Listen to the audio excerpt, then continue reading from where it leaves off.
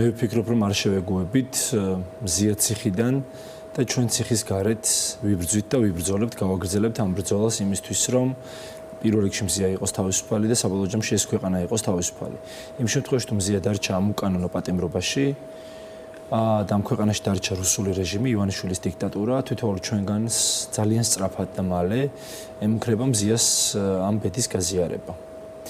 ისეთი მშვიდი ადამიანი, ისეთი გაწონასწორებული როგორც მზია, ბევრი არ ვიცი მე ქართულ ჟურნალისტიკაში, მე ნამდვილად არ ვარ ასეთი მშვიდი და სადაც მზია დააპატიმრეს, დარწმუნებით შემიძლია გითხრათ, რომ ნებისმიერი შეიძლება გავხდეთ ასეთი დანაშაულებრივი პროვოკაციის მსხვერპლი. მზია მსხვერპლია და არა ბრალდებული. დღეს ახალგაზრდა იურისტთა ასოციაციის თავმჯდომარემ ნონა ქურდოვანიძემ შესანიშნავად დამაჯერებლად და მთელი არგუმენტებით ახსნა მზიას უკანონო პატიმრობის ამბავი. ნახავდით თქვენ, მოისმენდით მის ბრიფინგს, მე კიდევ ერთხელ მოკლედ მინდა გავუსვა ხაზი, რატომ არის მზია უკანონო პატიმარი. ის 11 იანვარს დააკავეს პოლიციის შენობის ეზოს ღობეზე გაფიცვასთან დაკავშირებული სტიკერის გაკვრის გამო, არავით არის სამართალდარღვევა მის მიერ ამ სტიკერის გაკვრაში ფაქტობრივად არ არის. მზია იქ მივიდა მას შემდეგ, რაც მისი უახლოესი მეგობრები, მისი გუნდის წევრები დააკავეს სწორედ იმის გამო, რომ იდგნენ პოლიციის სამმართველოს შენობის წინ და გააკრეს ეს გაფიცვასთან დაკავშირებული სტიკერი. მზია ამის შემდეგ შეიყვანეს სამმართველოში, სამმართველოდან გამოსვლის შემდეგ, გარკვეული ხნის შემდეგ მზია დარჩა აქციაზე, რის შემდეგაც ის შეაგინა ბათუმის პოლიცმაისტერმა ირაკლი თქებუაძემ, რასაც მოყვა მის გვერდით მდგარი ორი მისი ახლობლის დაკავება, რომლებიც სასტიკად ცემეს მერე პოლიციის სამმართველოში. ამის შემდეგ მზია კვლავ შეაგინეს, რასაც მოყვა ეს რეაქცია, რაც მოყვა მზიას მხრიდან. არ შეიძლება მზიას მხრიდან სილის გალაწუნებას პოლიციის უფროსისთვის, ვინც არ უნდა იყოს ის. ეს ფაქტი შეფასდეს, ეს აქტი შეფასდეს პოლიციელზე თავდასხმად.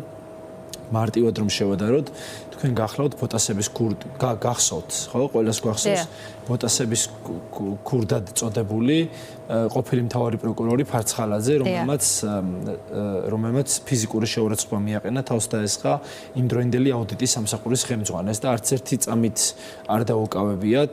ეს მუხლის 353 რომელსაც ედავებიან, ის მუხლის სისხლის სამართლის კოდექსი, რომელთაც ვითომ დანაშაულის ჩადენას ედავებიან მზიას, ზუსტად იგივე მუხლია, რაც ანუ ეს მუხლი ითვალისწინებს არა მხოლოდ პოლიციელზე თავდასხმას, ვითომ რო ფუთავენ რომ პოლიციას თავდასხმა, არამედ ხელისუფლების წარმომადგენლის თავდასხმას.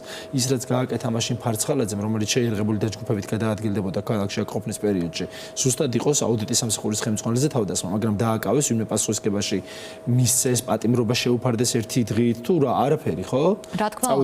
წავიდა და ბოლოს საერთოდ ისე შეუმსუბუქეს, მგონი საერთოდ გაამართლეს თუ სწორად მახსოვს, თუ მოუხსნეს რაღაც ბრალი, სიმძიმე ყოველ შემთხვევაში, ანუ ის არ ყოფილა არც ერთი დღე დაკავებული. და მზიას შემთხვევაში წამიერად მოხდა დაკავება და იქვე დაემუქრა ბათუმის კი ბატონო და მთავარი არგუმენტი იყო რომ ეს არ არის პოლიციელზე თავდასხმა, არ შეიძლება ასე კვალიფიცირდეს ეს რაც მოყევით. ივანიშვილის დიქტატურის, ქართული ოცნების, რუსული რეჟიმის პოლიტიკური შურისძიების პირველი მსხვერპლი და ყველას გვემუქრება ეს მდგომარეობა და ეს მოცემულობა.